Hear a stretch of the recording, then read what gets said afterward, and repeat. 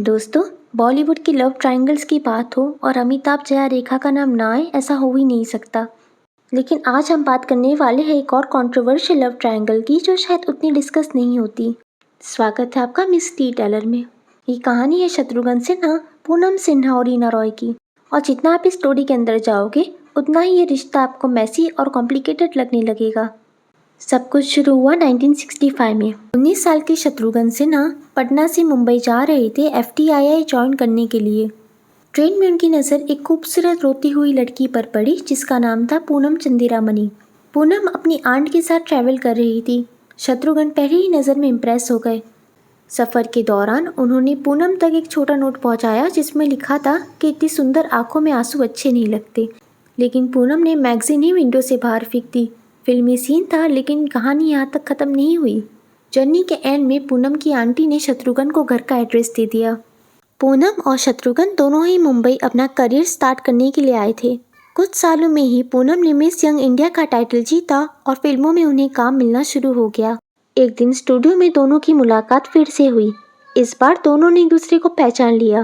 पहले दोस्ती हुई, फिर दोस्ती धीरे धीरे प्यार में बदल गई और 1971 तक दोनों रिलेशनशिप में आ गए थे। लेकिन इस दौरान शत्रुघ्न सिन्हा का करियर भी तेजी से ऊपर जा रहा था। सक्सेस आ रही थी, पॉपुलैरिटी आ रहा था और साथ ही में फीमेल्स अटेंशन भी। खुद उन्होंने एडमिट किया कि स्टारडम और अटेंशन ने उन्हें काफ़ी बदल दिया। फिर उनकी ज़िंदगी में एंट्री हुई एक्ट्रेस रीना रॉय की। रीना और शत्रुघ्न की जोड़ी ऑन स्क्रीन सुपरहिट थी। दोनों ने कई फिल्मों में साथ में काम किया और धीरे धीरे उनके अफेयर के रूमर्स आने लग गए। मैगजीन कवर से लेकर गॉसिप कॉलम तक हर जगह उनकी लव स्टोरी की चर्चा थी। और यहाँ से पूनम और शत्रुघ्न के रिश्ते में दरार आने लगी। 1973 के आसपास शत्रुघ्न ने पूनम से ब्रेकअप कर लिया। उनका कहना था, तुम मेरे लिए बहुत अच्छी हो। 3 साल तक ऑलमोस्ट नो कांटेक्ट रहा। लेकिन कहानी यहाँ ख़त्म नहीं होती। रिलेशनशिप ख़त्म होने के बावजूद पूनम पूरी तरह से शत्रुघ्न की ज़िंदगी से नहीं गई। रिपोर्ट्स के मुताबिक वो रोज़ शत्रुघ्न सिन्हा की माँ को फ़ोन करती थी और पूछती थी कि वो कैसे है, उन्होंने खाना खाया या नहीं, दवाई ली या नहीं। यानी ब्रेकअप के बाद भी केयर करना नहीं छोड़ा। दूसरी तरफ शत्रुघ्न सुपरस्टार बन चुके थे। इस बीच रीना रॉय और शत्रुघ्न का रिश्ता और सीरियस होता गया। दोनों बॉलीवुड के हॉटेस्ट कपल्स में से गिने जाने लगे। लगभग 3 साल बाद पूनम धीरे धीरे फिर से शत्रुघ्न की लाइफ में आने लगी।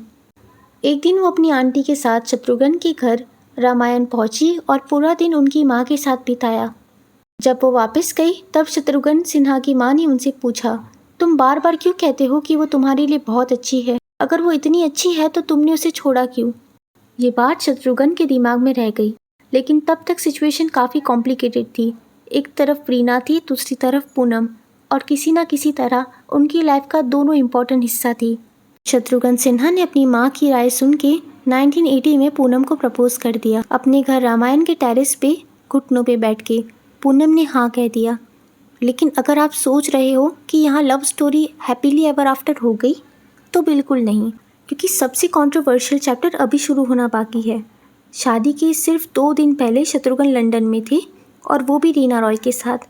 दोनों एक स्टेज शो के लिए गए हुए थे। स्टेज पर अनाउंस भी हुआ था कि शत्रुघ्न जल्द ही शादी करने वाले हैं। उस वक्त रीना रॉय उनके साथ ही खड़ी थी। सोचिए उस सिचुएशन को।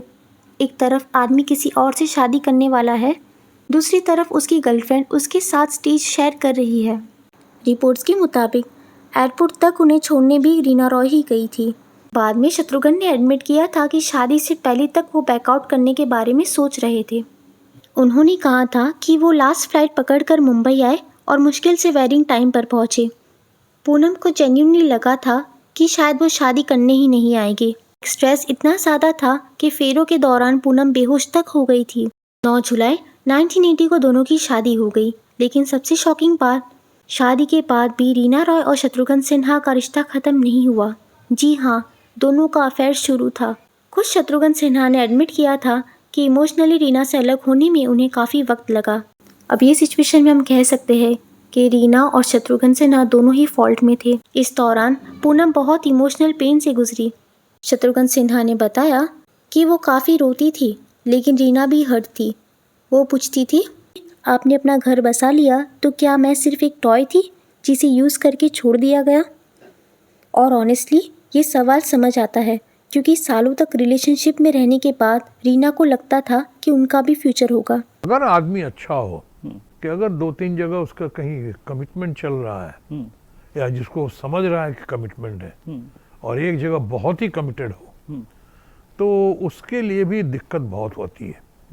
उसका चैन, सुकून, ब्लड प्रेशर सब पे बहुत असर पड़ता है, क्योंकि एक के पास जाता है जब रहता है तो उसकी याद आती है जो घर पे वेट कर रही है आपका, और घर पे जब रहता है लगता है उसको क्यों खिलौने की तरफ रखा है, वो उसका क्या होगा, वहाँ कैसे जाऊँ।